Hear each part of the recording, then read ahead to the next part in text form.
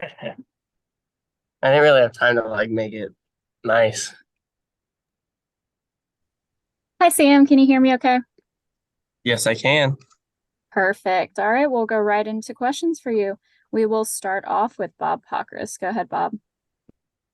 Yeah, Sam, announcement today that you're returning to JRM. Kind of scuttlebutt in the garage is that there have been some talks, or at least some uncertainty whether you would return, and some talks maybe, or at least outreach to other teams. Just how much uncertainty was there that you were going to return, and how much, I guess, relief is there that you are returning?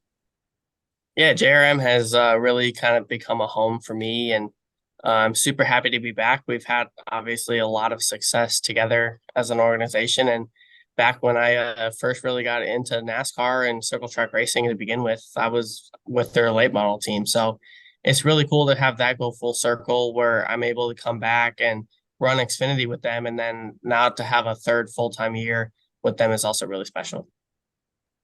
How much did the wins this year do you feel contributed to getting the deal solidified? Yeah, I think winning solves everything. That's a really good term to live by. And if you have that success, it definitely solves a lot of issues. And not like there was any issues on our side. It was just about getting the deal finalized and set in stone. Thank you. All right, we'll go next to Rob Tiongson. Thanks for joining us, Sam. So I know we talked a few months ago just about how you feel so confident after your victories, but now you're really one of the title contenders this time around. What have you learned from last year that you feel like can give you a chance at the championship for? And really just how much has your life changed since getting those victories at Watkins Glen and Road America? Yeah, I mean, the really good part is that I've learned so much in the Xfinity career that I've had, good, bad, and ugly. So I'm able to use that all of it for this year and now again for next year with JRM. So it's really cool to be able to come back with them and have another shot at it. 33 more bullets in the gun to go get wins and a championship for them. Obviously, this year isn't done yet, and we still have a lot of room for improvement, and we have a lot of success on the plate. So we're always looking for more. Appreciate it. Good luck, man. We'll go next to Matt Weaver. Hey, Sam, thanks for taking some time today. Kind of similar to what Rob asked, is there kind of a confidence or a swagger that comes with when you finally break through and win a race? Does it allow you to feel more confident, kind of taking the chances you do behind the wheel, or being willing to kind of press in situations more? Like, have you changed the way that you approach race weekends now that you feel like, hey, I'm here, I belong? Yeah, absolutely. I feel like the biggest thing for me is just I know I can do it now and that it's kind of done and I experienced what that feels like and what that looks like. I just have a lot more confidence showing up at the racetrack. I've beaten all you before. I can do it again. So it's just a matter of putting each and every race together and its full potential and letting it rip. And then kind of a broader Xfinity Series question. I know you haven't driven the Cup car, obviously, but having driven trucks and coming from a late model background, what do you think of the Xfinity Series platform on the whole and the way that it races and drives? Because it just seems like everyone really loves to race this platform.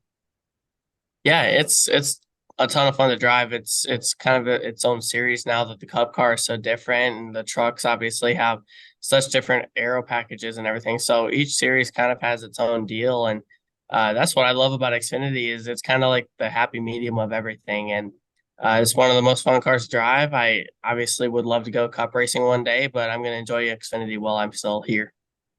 Thank you. All right, we will go next to Mitchell Brewer. Sam, as we enter this stretch for the playoffs, where do you think are your team's biggest strengths as you look at trying to get that first championship? Yeah, for us, I think we went on a stretch that was super strong in the summer, and it was a month and a half, 2 months long. So I think if once we get rolling and we can kind of get our momentum going in the right direction, I think it's going to be hard to stop us, just because we have such longevity in our momentum building, that we can crack off a couple good races and it'll just keep going in the right direction for us. Thank you. Let's go next to Lance Allen. Go ahead, Lance. Hey, Sam, congrats on the contract extension. Thank you, man. And I missed the very, very first part of it, so forgive me if this is a repeat question, but was it validation? Was it relief? Was it whatever when you kind of knew that, this was coming? Obviously, it just didn't happen today. It happened over a period of time. And what's the first thing you do with the money? Yeah, like for everything as in a broad answer, like getting winning solves everything. And obviously that helps get a contract together too. So um, having everything kind of come together at once feels really good. We had a little bit of a rough patch here the last 2-3 weeks or so. Nothing that we can really control. It's just kind of part of racing. But like I just said, that like once we get our momentum in the right direction, it's going to be really hard to stop us. So going into a track like Bristol, I'm really looking forward to it because it's had really good success for me in the past and it's been good to me. So having success like that is always really fun and hopefully carries over into the next couple of weeks. And how do you reward yourself? What do you do with the money? Yeah, like obviously having good finishes always gives you good wealth, and I was obviously sharing that with everyone around me, and that helps make the success happen is really important. Obviously, getting trophies for all of my guys is for my first win is a really big deal, so I'm going to do that, and hopefully that gives us all motivation to go through the rest of the year. Thanks, Sam. We'll go next to Rob Tiongson. Hey, Sam, I'm just kind of curious. What was the origin behind your sort of Superman, Incredible Hulk victory lane celebration? I'm curious about that. And also, too, what advice would you tell your younger self racing in Wisconsin about what you've been able to experience and the success you've had this year? Yeah, like so back in go-karts when I was doing those full time, that's just be the thing that I would do whenever I would win. And it would be in the go-kart as you're running across the finish line. So it'd look a little cooler when you're running like 70 miles an hour past everybody. But that's kind of where it originated. It just popped back in my head. Like I was like, hey, it's been a while since I've won. And ARCA was always just kind of like strong arm muscles, but it was kind of basic. So I wanted to do something a little bit different. And that's kind of where that kind of filtered into. Appreciate it, man. Do we have any additional questions for Sam? Okay, we'll go to Dustin Long. Thank you. Hey, Sam, we talked a while back, and I know Josh gave you some homework, and it was among the things was reading the book 25 Ways to Win with People. What kind of homework does he have for you for the playoffs? Yeah, playoff picture wise, I haven't necessarily talked to him in detail too much about it yet. So I'm still looking to see if he gives me any actual homework to do.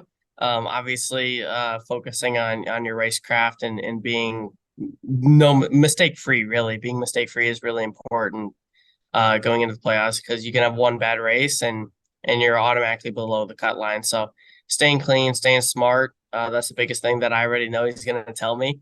But I'm excited to see what else he has to say later on. What do you look back on last year's playoff experience? What did you do right? What didn't go right? Yeah, we did just about everything right. We made it to the round of 8, and we were just a couple points shy of making it to the Champ 4. So we just gotta go out there and crack a win in the round of 8, and I think that's the only thing different that I would do compared to last year. Thank you. We'll go next to Holly Kane. Go ahead, Holly. Hey, I just wanted to ask you, I wish I had done this to some of your competitors earlier, but do you see an odds-on favorite in this? I mean, how do you kind of stack everything up? Yeah, like looking at like favorites and all that kind of stuff for the playoff picture. It's like obviously whoever is at the top of the board and has double the amount of points of everybody else is obviously a favorite. And that's just all part of having a really good season, being really consistent and getting wins. Winning solves everything. I've said that 3, 4, 5 times now in this call, but that it is really the truth. And if we can crack off 1-2 wins here in the round of 12 and the round of 8, that's really all you need to get to Phoenix. And at Phoenix, that's just going hard on the wall and trying to do the best you can there. Thank you. Dustin, did you have another question? Dustin Long. I'm good. Thank you. All right. Do we have any final questions for Sam? All right, Sam, thanks so much for joining us. Thank you guys. Appreciate it.